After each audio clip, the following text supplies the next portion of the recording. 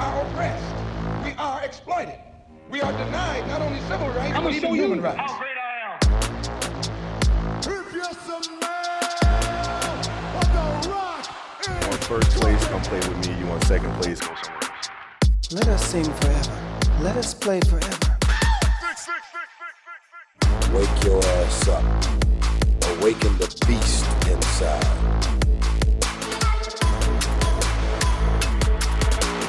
Ways. Welcome to the realest podcast ever. My name is Mohammed. I'm Osama.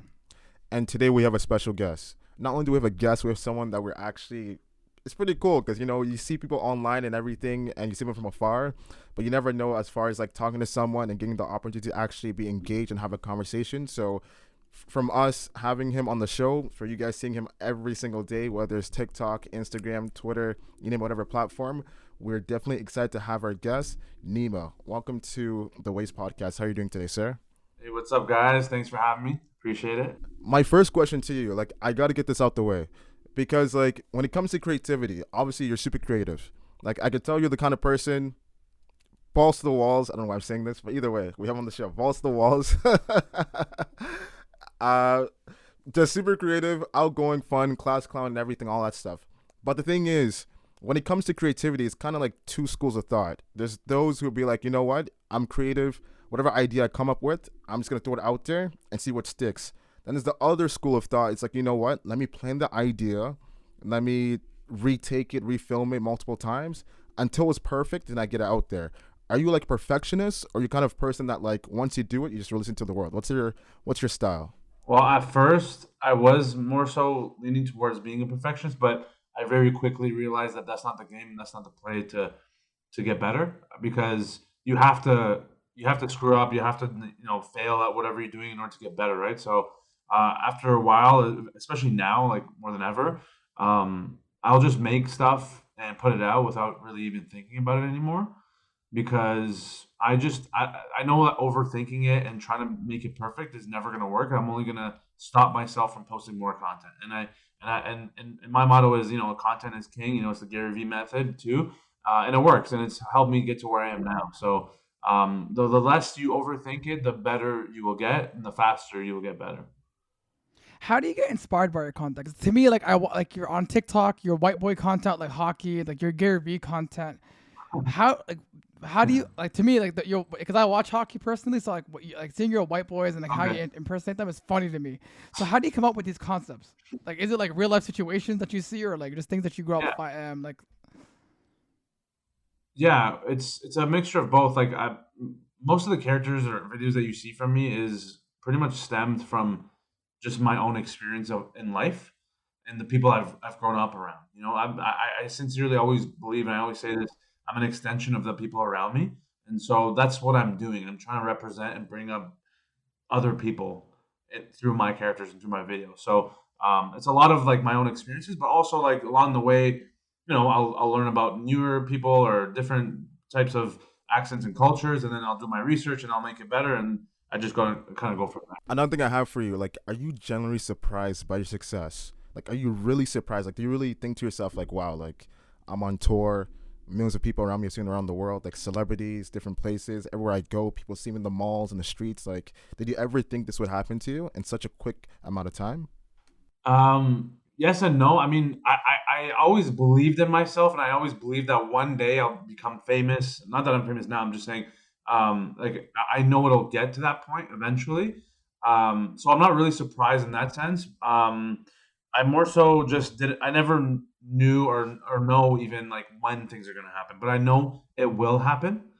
But I don't really think about that. I just kind of do my thing every day. I know I'm doing what I love, and that's what really matters more than anything. I'm not doing this for the clout or the fame or, stuff like that. But I am just doing it because I strictly just love what I do. And I want to inspire and bring joy to the world as much as possible. And in that process, there will be fame, there will be money, and I just always want to kind of put it back into the business, back into the brand, and keep doing what I'm doing on a higher scale more than ever. How did you get into comedy? Like growing up, were you always the funny kid in class? I know for me personally, like me and Mo, we were always the funny kids. But you personally, did you always see a career growing up with this? Like doing like people would say like, "Yo, Neema, you're funny," and then you started. When did you start taking it seriously? And when did you start saying I'm taking this comedy seriously? Well, no, yeah, I've always been the funny kid in my family, my group of friends at work. I always talk about that, but I never knew I could do comedy as a profession until later in my life when I was in university. Because like I after 1 year of doing university in Toronto, I realized there's like a comedy program at Humber College. It's called Humber College, and it's a 2 year program, and they teach you all about like the basics of comedy, the foundation of stand up, sketch, acting, writing, everything like that. And that's when it clicked for me, and I was like, oh fuck, like finally, I found my calling. I found it, like I have to do this. I have to pursue this now. Because I've just always been in that like funny mode my whole life. People always tell me, "Oh my god, you're so funny, you're so funny. Oh, that's hilarious. Yo, Neema, you should be a comedian." And like subconsciously over the years, it kept on building up in my brain that like I'm this funny person. And then when it finally clicked that I could do it professionally, I was like, "Oh, this is what I'm supposed to do here." So I'm not gonna lie to you. Like you just said something that which kind of sparked an idea for me when I watch your videos. Like a lot of TikTokers that I see, I feel like they're putting a persona. But when I really watch you and I watch your videos, like when you're posting on whiteboards or Gary V, or when you're doing your Middle Eastern content, I just feel like you're being you. Like sometimes, like I just feel like it's not you putting on a script. Like it's actually like it's like natural. Like a lot of the times I see TikTokers, and I want your opinion on this. Why is it so important to you to have like natural comedy? Like, so is it like so important to you when people see, like your fans see you that Neema's the same person in like on his videos versus like when they see him in reality? yeah, I think it's very important to be authentically yourself, and that's why I feel like I have had this success so far, because of being myself. And like you said, like you can easily read through people, and especially like from my point of view, like I've been doing this for so long, like I'm very good at picking up if people are being real or not. And you're right, like a lot of people who are online or are making content online, I can tell they're just doing it for the views, or they're not fully like comfortable yet, or they're not themselves fully. They're putting on this mask. But for me, I'm like I've always been so unapologetically myself, and I never cared what people thought of me, in the sense of like I don't want to change who I am. With my comedy, I just kind of do my thing, and if people like me, they like me, and that's great. If they don't, then like whatever. Like I'm not gonna change for anybody. So I don't give a shit, man. Honestly, I could care less.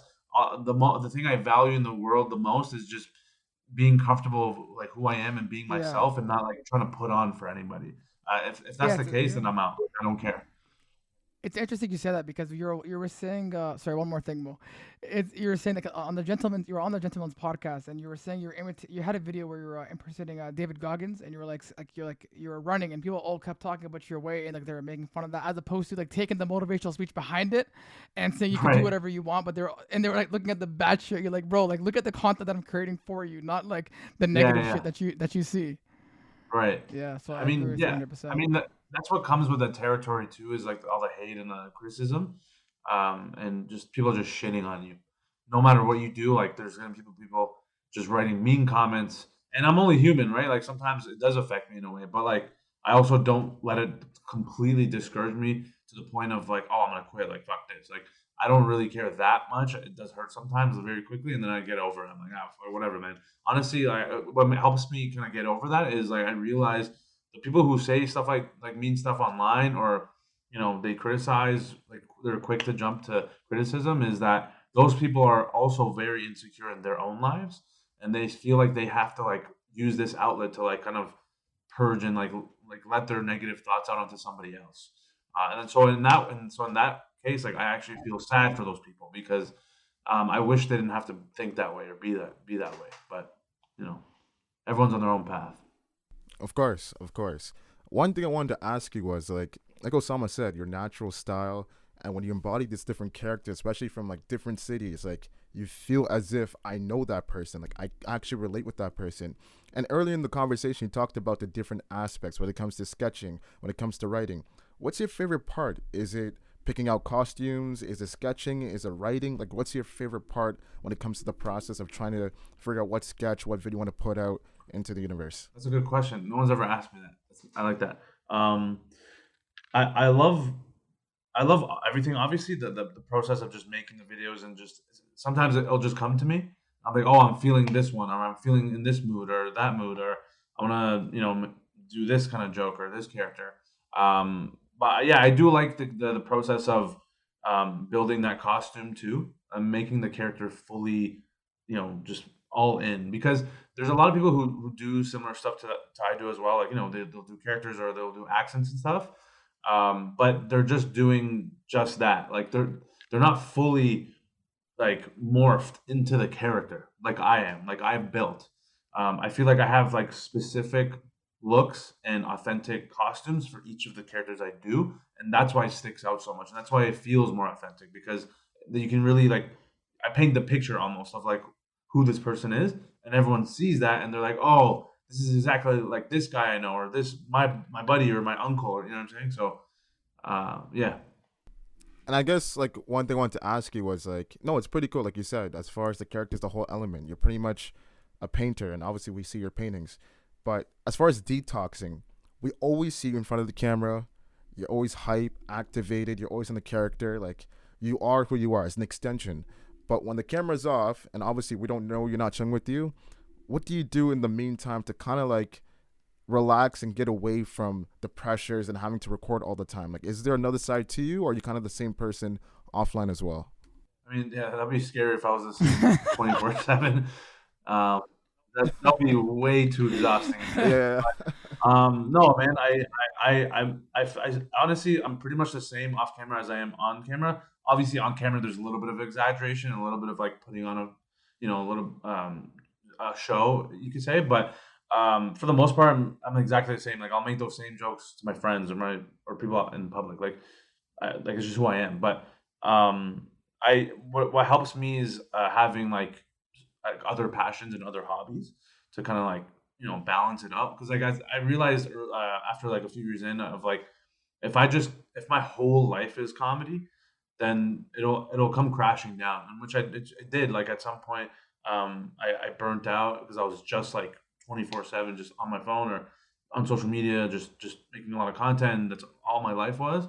But then I realized, like, if you don't have a balance, if you don't work on yourself as a human being first, then the career stuff is out of like, it's gonna come crashing down at some point. So having those habits in place and fun hobbies or passions that's different from the craft is very important. And and also having the right people around you too, that really helps a lot to like keep you grounded and just keeping you sane as well. So speaking about good people around you, so when you're posting a video, right, do you go to your close ones, like, yo, how do you think about this video? Do you go to your friends like, yo, what do you think about this? Or do you just go post it immediately? Like, do you have a process for how you? No, I don't. No, I don't care about that at all. I never ask anyone for input. Like obviously, like in general, if conversations come up, people ask me, or like maybe sometimes I'll be like, oh, what do you think about this idea? But just more so just for fun, just to see like if I'm not the only person who thinks it's funny. But either way, I'll always just do what I think is funny and just put it out. I never ask anybody, because that would take way too much of my time and energy, and you start getting in your head like all these different opinions coming at you.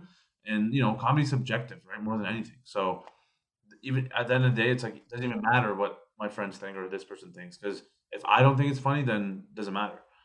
So yeah, no, I just put it out and I keep moving forward. What's your favorite video you've ever made? Like when you look at all the videos on TikTok you've made, what is something that stands out? You're like, this video is the funniest video, and like, obviously subjectively to you, what's your favorite video? Wow, that's the hardest question, because I've done so many videos. Give us and they're all like, three. Obviously, at some point. Give us 3 videos that you're like, to make it easier. Yeah. Right. No, I mean, it's tough because like at some point, every single I've put out, I'm like, oh, this is hilarious, right? But there are some that I have favorites over other ones. I guess the easier way to maybe give you an answer is to go by like certain series I've done. Like I'd say at this point, my favorite series that I've done that I've had the most fun with was I don't know if you guys saw the letters to Santa I did last Christmas. All the different characters writing the letters. Yeah, to you Santa, did one of the Middle Eastern in their own way. Right? Everyone, I did every single one, bro. Honestly, I shared on my story. I think I did over 20. Yeah, thank you. I appreciate that. Yeah. I did like 20 different characters. It was nuts. It was the most successful series I've done so far in my career at this point. But that was definitely one of the most fun. It's just different than what I usually do. But I also did. Oh, so I love doing pranks, honestly, in street interviews.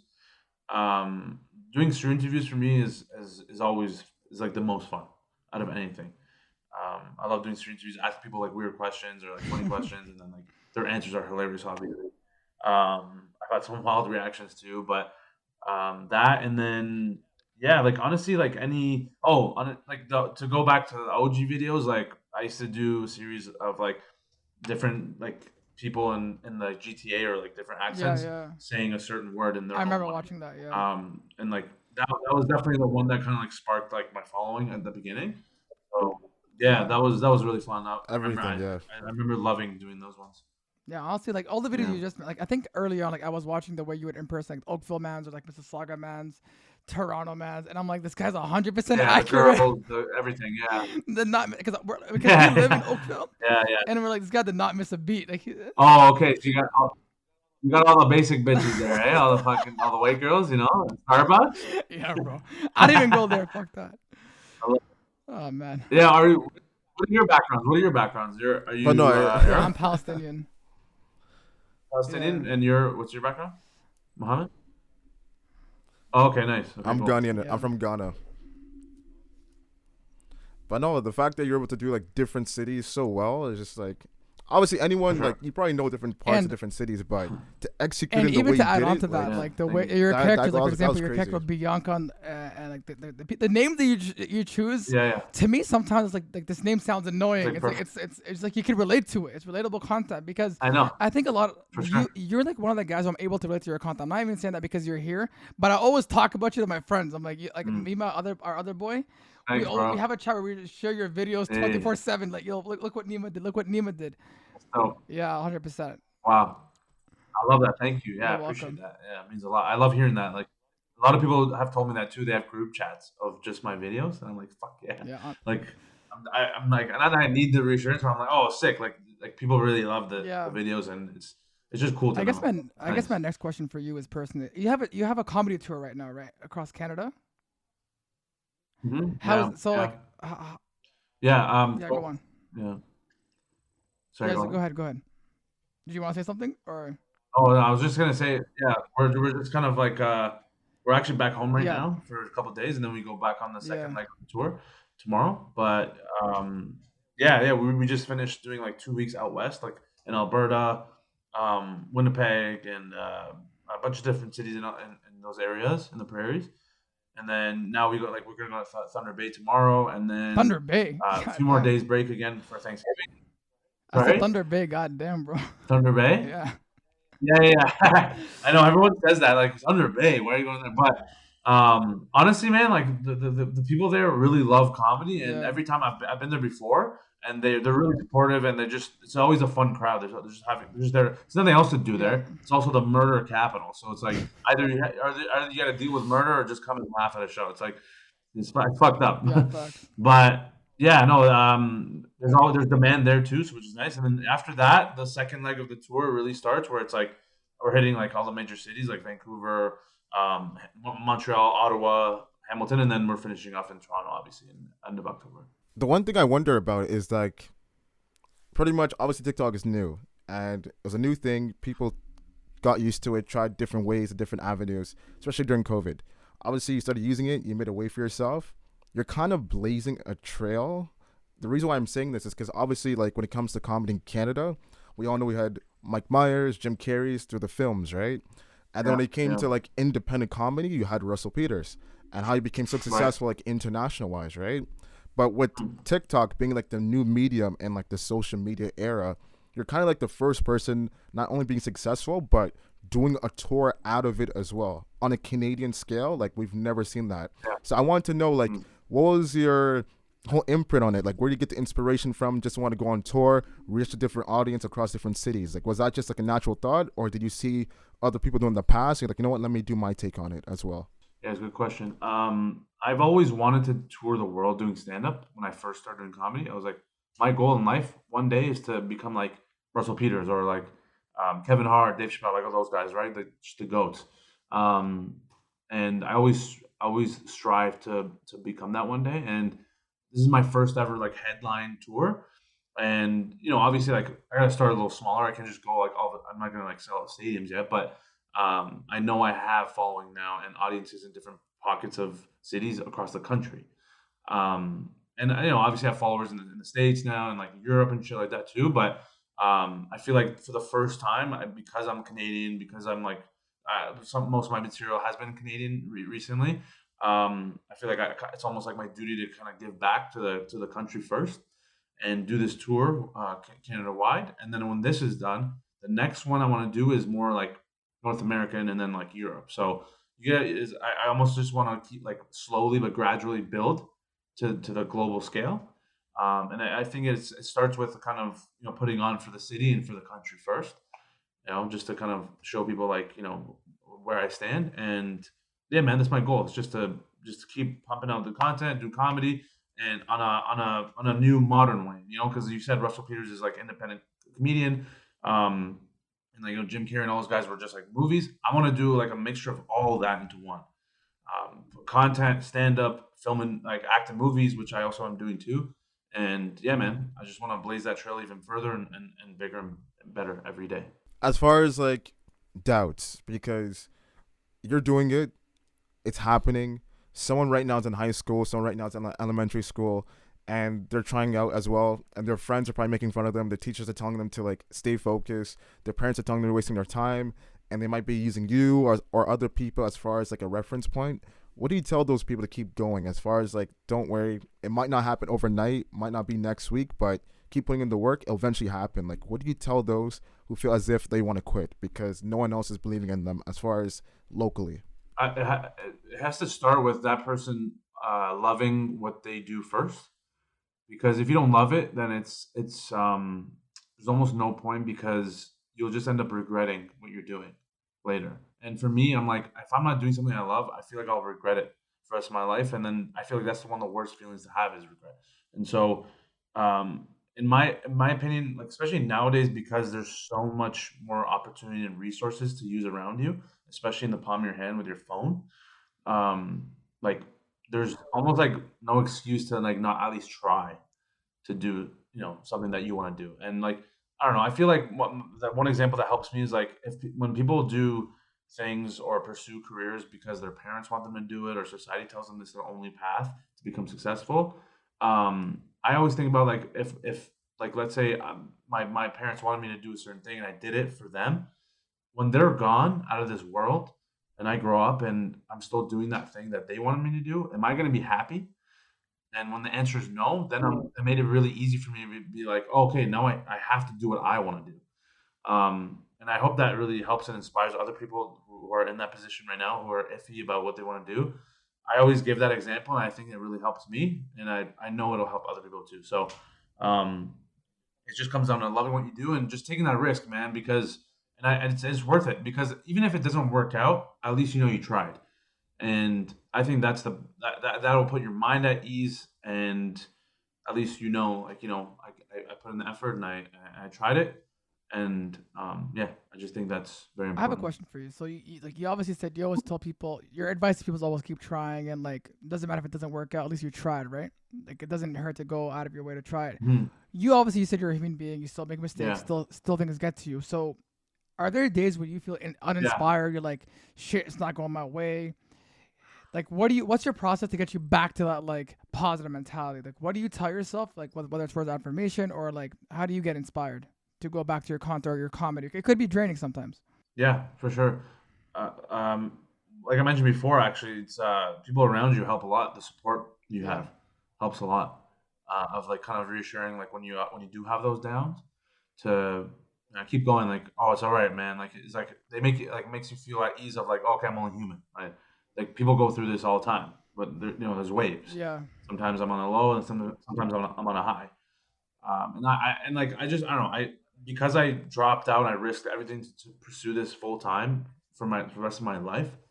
I know it's a long process. It's going to be a long journey, and I kind of have to think in the macro, like like Gary Vee says, like macro patience, like fucking you gotta think in the long term, right? You gotta think in the long term, and that's what makes it easy for me to keep going. There's days even recently where I'm like, oh man, like what am I doing, or like, oh, this sucks, or blah blah blah. But at the end of the day, I know it's gonna eventually like turn. It's gonna turn, and it's gonna go back to me like being more motivated and like having a new inspiration. For sure. And there's always gonna be waves of that. So it's just a matter of reminding yourself and having the people around you to support you along the way. What's the best advice you've ever gotten? The best advice I've ever gotten? And a follow-up is, what's the worst advice you've ever gotten? The worst advice? Well, the worst advice, I get worse advice every day. People are like, oh man, yo, you should do this, bro. Yo, I think you should stop doing this and just do this. And I'm like, you don't have full context on my life, so you don't know what's good for me. And I don't like people telling me what they think is good for me because they don't have full context of what my life is. Unless you're like my brother or like people who are like directly around me. But in terms of best advice, there's been a couple of moments that I can think of right now, like specifically to stand up. When I opened for Russell Peters Which was like a couple months ago, insane, by the way. His opener, Lachlan. I just insane, by the way. Oh yeah, no, it was crazy. Yeah, it was definitely a highlight of my career. It was, he's my idol, and like I watched him when I was a kid, and the fact that it happened, it came full circle for me. But the first time I opened for him, his opener, Lachlan, he's a really amazing comic from the States. I was kind of like, I was a little nervous, like because it was my first time performing in front of that many people. Because usually I'm used to like, I don't know, like 50, 100, 200, 300, 400 people, usually like in the past couple of years. But when I opened for Russell, he's got like 5,000 people out there. So it's like 10x almost. I was kind of nervous, like, oh man, like I gotta do 10 minutes. Like, what material am I gonna do? Like, I don't know if they're gonna like this. I don't know if they're gonna like this kind of material, right? But then what Lachlan told me is like, you know what, man? Like you're overthinking it. You're overstressing. Your job is to just go out there and have fun and show people like why your material is funny. Like just you almost have to sell your material like it's the best joke that they've ever heard. And so don't worry about like what people will think, because at the end of the day, you still have to be yourself and do what you know. Yeah. And if people don't get it or they don't like it, then that's on them. If they do, then great. Either way, you can never kind of not be yourself, right? So it's very simple like that. Yeah, that's definitely some of the best advice I've heard recently. Yeah, honestly, I rate that. I just was gonna ask you, like, how did it transit on stage after, like, when you actually had to perform? What the advice you got from before? It was one of the best sets I've had in my life, to be honest. I got 2 applause breaks for a couple of jokes within the 10 minutes I did. I killed it. Like, I got big laughs, and I just had so much fun. I realized, oh, this is fun. This is supposed to be fun. This is all the years of shit I had to go through for this moment, and like it's all worth it for this moment. And that's it, man. It was just when you put your mind at ease like that, it's the craft becomes really fun, and yeah, it's the best feeling in the world. Well, we'd like to thank you so much for coming on today's episode. There's so much that you dropped as far as information, and also just being vulnerable too, right? We look up to you, other people look up to you, and obviously we wish you the best as far as your goals, accolades, and just endeavors. And like you said, the fact that you're so focused, you have the right people around you, the extension of you, only shows the type of path you're going to leave, right? So once again, thank you so much. Can you definitely shout your Instagram and information for people to follow you? Yeah, thank you guys. Yeah, Neema Naz on every platform. I'm on everything, you know, like in Twitter, Instagram, TikTok, LinkedIn, YouTube. Pinterest, Tinder, you know, whatever you want, bro. Pinterest? yo, Bumble, Hinge, yo, I'm on there. Pinterest. Thanks, bro. We appreciate you having you guys. Honestly, go follow Neema.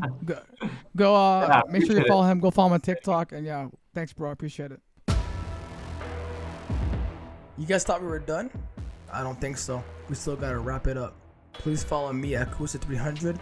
Follow my co-host Mohammed at Mohammed.global. Make sure to follow our page at Instagram. Also, make sure to subscribe to all our platforms. We drop every Wednesday at 12 p.m. Thank you. We'll see you next week.